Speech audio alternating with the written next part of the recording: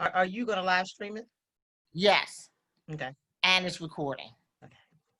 Yeah. All righty. We should be live. Hello, hello, everyone. This is Michelle Govan. It is 5:57. We are 3 minutes early, but that's okay because we're going to use that 3 minutes today. And I'm excited. Yes. Hello. So I'm excited. Once again, this is Michelle Govan, and I want to welcome you to Restore Your Healthy Roar. And I'm very excited about this. We're going to be doing this every Wednesday. We are going to change the time to 6:15 to 6:30 instead of 6 o'clock to 6:15. And I am here with the Chere Goode, who is Miss Wellness, who's Miss Frontline Worker Nurse, and she is the author of the book. What's the name of your book again? Release the Weight Without the Weight.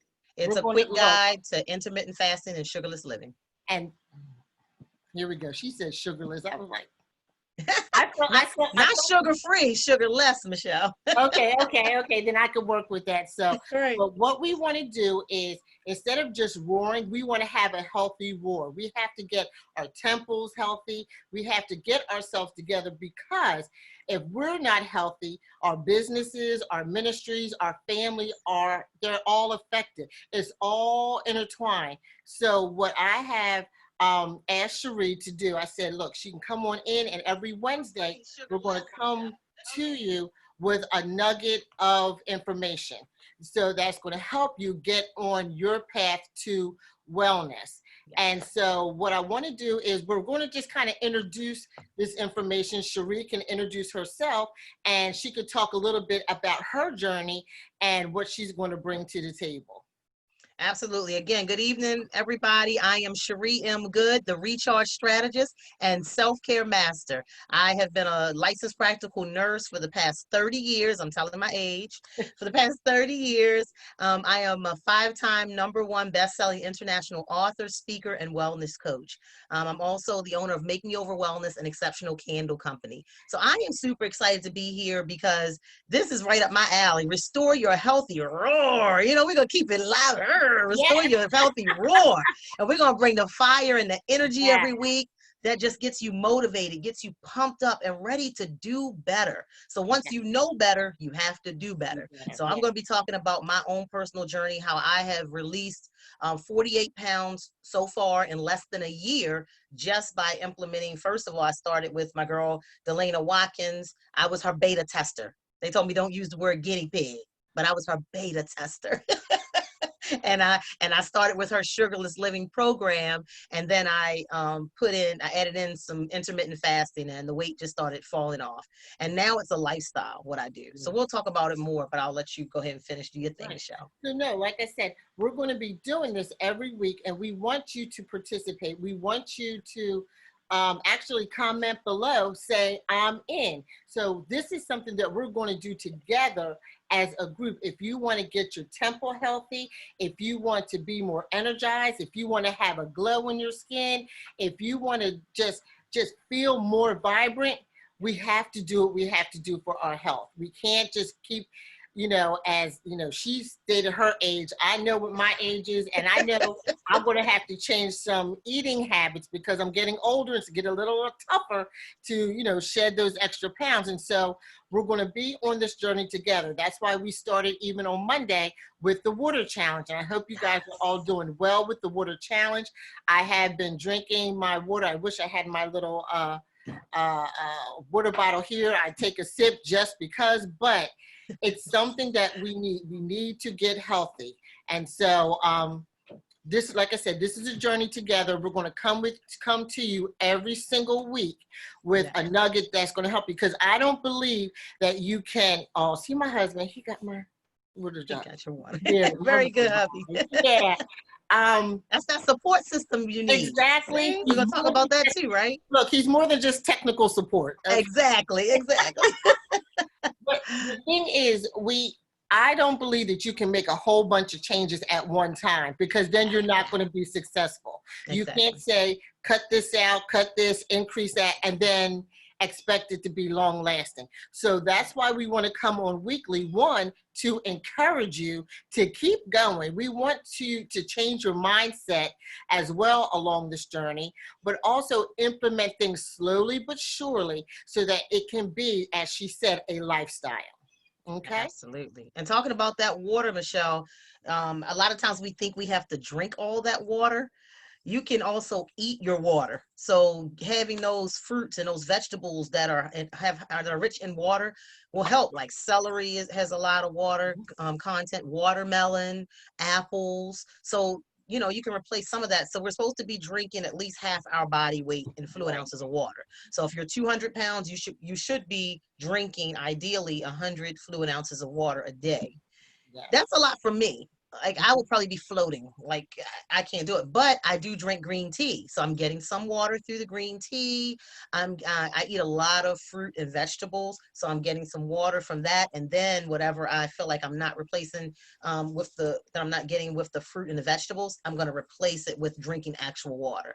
So your body will thank you. You're going to feel energized. You're going to feel alive. You're not going to feel like you've been a nurse for 30 years. Look, you've been a nurse for 30 years. I've been an x-ray for 30 years, actually, myself. Yes, yes, yes. And we only look like we're 25. That's right. Okay? That's our story, and we're sticking to it. Exactly, exactly. So, should we tell us about how you began your journey into the sugar less? Yes. How did you start that? Well, I looked at a picture, y'all. You know how that go, right? Nobody tells you you're getting fat. Nobody tells you, oh, girl, you're getting thick.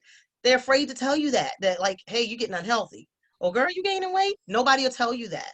Your significant other may tell you, but they tell you in the middle of an argument, so it doesn't matter because you don't listen to them then anyway. So I looked at a picture of myself, and I was like, oh, my God, my head is about to explode off of my body. Look how big my shoulders are. I look so fat. Look at my neck. And that was when I said, I am taking back my control. I'm taking back my control. I don't care who doesn't like it. I want to look well. I want to feel good for myself. So I'm big on that self-care component. So I started honing in on to myself. Like, what are you going to do about it? Because it's nobody's journey but yours. Yeah. And so, like I said, I dealt with Delana Watkins and her Sugarless program, where it's not sugar-free, you're eating less sugar. So like you said, I love that point that you made about not doing everything at once. Baby steps, take baby steps. But you'll notice over time, if you're consistent with doing those little things, that you're gonna reap huge benefits from it. So I started on that, and like the first week that I cut my sugar down, I cut it down to, they say ideally 25 grams of sugar or less a day is ideal for us. I was doing 10 grams or less under Delana's program. And I tell you, I dropped 11 pounds in the first week. And I couldn't believe it. I was like, what in the world is going on? She said, I told you, Chica. She's the one here watching too. I told you, Chica, oh, you cut that sugar and you got this. And I'm telling you, she was so inspirational to me, and she was encouraging. And I would call her and ask her questions. What about this? And what about that? And then I got to a point where I was at a standstill. And I was like, okay, I'm not releasing weight. What is going on? Now, let me remind you, I lost the 11 pounds, or released the 11 pounds, because I'm not going to find it again. Right. I released that 11 pounds merely by changing what I was eating. No exercise. That was no exercise at all. Like, I mean, other than my normal walking around for nursing, but no gym time, no anything else. And then eventually I got to a standstill, because our bodies get used to it. Everybody's like, okay, been there, done that. What's next? Right. So I started switching it up, and I added intermittent fasting. So I started fasting. I would stop eating at 8 p.m. and then not eat until 12 noon the next day. And so that became a way of living. And that, I mean, the weight started falling off then. And I was like, okay, we have something here. So we're going to combine the two. We're going to do less sugar, and we're going to fast to give our gut a break and give our body a chance to repair and heal itself and feed off the fat. Right. Oh, yeah, we got a good winning combination. And so that's what I did. And I like what you said, that you said the first week you lost 11 pounds, and it was due to changing what you eat. And I heard a physician say before, your weight loss is 80% diet and 20% exercise. So you can't have donuts, this, that, and that, and the other, and then expect to go, pump it out at the gym And it's not like that. You have to change your eating first. And Or then if you're going to have those donuts, then you're going to have to work twice as hard in the gym. So it's right, possible to burn it off, but you have to know that you're burning more than you're consuming. right, And I mean, I still feel that if you want something, have it, but have it in moderation. So don't right, eat the whole donut. Maybe eat a right, half of the donut, or have a donut today, and then tomorrow, no, we're not doing no sugar. You know, right. so you have to weigh it out and see how it feels. I'm sorry, I cut you off. Oh, no, that's good, that's I good. get all pumped up and excited. And then I like what you said too about the how you went through a standstill. Yes. And we have to push past the standstill. We can't say, and I know this is one of my issues. I'm like, I ate kale all week and air, and I don't see the scale moving. And so Not air, Michelle. Not air. and then I get frustrated, and then I go back and just go back into the habits. But Yes. you have to push past the standstill. Yes. You have to push past that. And then what I like what you said about the intermittent fasting. Yes. We do need to give our stomachs, our digestive system a break. Yes. Because if it's constantly going and going, that's when you can also start to get diseases and some other things. We have to give it a break so that it's just relaxing and taking care of what's already in there. Absolutely. As well. And everything starts in the gut. So whether we're having issues that's intestinal, or we're having arthritis, joint pains and aches, look at your gut. So I listened to my gut. That was one of the first things I did really before the sugarless living. And I cut out beef and pork out of my diet. And people were like, what? And I went cold turkey, because every time I would eat beef, my body rejected it. And I didn't, you know how we keep doing something dingy, we like, oh Lord, I'm gonna keep doing the same thing. You're not gonna get different results. So I noticed that every time I would eat a piece of steak or beef, my stomach would just be in knots, and I would just feel horrible, sometimes even vomiting. So I said, why do you keep doing this to yourself for a piece of meat? So I cut it out. And since I was cutting the beef, I just cut the pork, just because I knew that the sodium content, it's not really healthy for us anyway. So really look at what you're eating and pay attention to what your body tells you after you eat it. So, you know, if your body's talking to you and tell you, this is not for you, make a journal, make a log, write down, okay, if you don't know what it is and you ate multiple things that day, write all 3 things down. Then the next time you have it, don't add one of those items. That way that's off, that's ruled out. Next time you only eat, you take off another item. So you narrow it down to what specific item your body is rejecting, and then you get rid of it. Why make yourself sick? We eat for life. We eat to live. We don't eat to be sick. It's supposed to be an enjoyable experience. Right. And so I cut the beef and the pork out, and then I was just eating chicken and turkey. And then I started feeling sick with the chicken. And I'm like, oh boy, all the steroids they pumping in it, it's no wonder, you know. So I start gradually just cutting it out. I would do a meatless day a week. Then it became 2 days. Then I was like, okay, I don't even have a craving for meat now. So now I do, I'm a pescatarian now. So I do eat seafood, and I'll eat, some days I just do plant-based. I don't even do seafood at all. So it's a gradual process, you know, and you have to just make sure that you're taking baby steps, set goals for yourself. If you mess up, it's okay. Just reset the clock and start over again, right? Right, and you don't wait till the next day and have like a pack of cookies and say, I'm gonna wait till tomorrow. We'll start. No, you start that next meal. Wherever you're gonna eat, you start that next meal. And I like what you said about checking our, you know, with our joints and our weight, because we have to realize, I think it was for every pound we're overweight, it's like an extra 3 to 5 pounds of pressure on our knees. So just easy math. If you are 5 pounds overweight, that could be an extra 25 pounds on your joints, on your knees and your hips. Absolutely. And then you're wondering why you're having these pains. Yeah, my knees used to hurt. My knees used to hurt. Ooh, and when I would go up the steps, like, you don't, I'm very compact, so nobody still would ever guess what I weigh right now. But I didn't look like I was over 200 pounds. People didn't think that I was that big, and I was. And it was just because that just packaged, a little package at 5'3", but it was too much for my body, and your body will talk to you. Right. We just have to listen. Stop being hard-headed. If your body tells you don't do it, don't do it. If your body says, oh, when I do that, it aches, don't do that. Don't eat that. You know, listen to your body. Right. And that's what we want to do. We want to make sure that we listen. We don't want to, as you said, try to eat a steak and just for the sake of eating the steak, I'm going to have it, even though I know I'm going to have digestive issues later. Yeah, so we yeah. don't want to do that. So what tip do you want to leave with us today? Start somewhere. Be consistent with whatever your goal is. Set a goal. Get started today. Don't wait until, oh, I'm going to do it Monday. No. Monday's not promised. We're going to set a goal. Start today, tonight. You can make a healthy dinner choice tonight to kickstart it. Get an accountability partner. Be consistent. Then, as you reach those goals, set new goals that's going to push you to another level.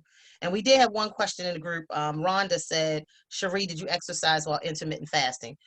I didn't. And I don't now. I mean, my biggest form of exercise right now is walking. I walk a lot as a nurse, but it's been slim now, so I'm not even walking as much as I was before the quarantine, but I have been maintaining my weight by eating healthy and eating sensible. And I don't eat after 8 o'clock. Some days I do 16-hour fast. Some days I do 18. Some days I do 20. It's whatever my body tells me at that moment. If my body says, hey, you need to eat and it's been 15 hours, guess who's going to eat? Me. So you have to listen to your body. Your body's like, oh, I'm really, really hungry. Go ahead and eat. It's okay. And then pick it up tomorrow. Or maybe stop an hour earlier. So if I ate at 11 instead of 12, then I'm going to stop eating at 7 instead of 8. So there's all different kind of ways you can juggle it and make it work for you. It's your body. It's your roadmap to success for whatever your goal is. So again, set those reasonable goals. Map out a plan, because where there's no plan, you're not going to stick to it.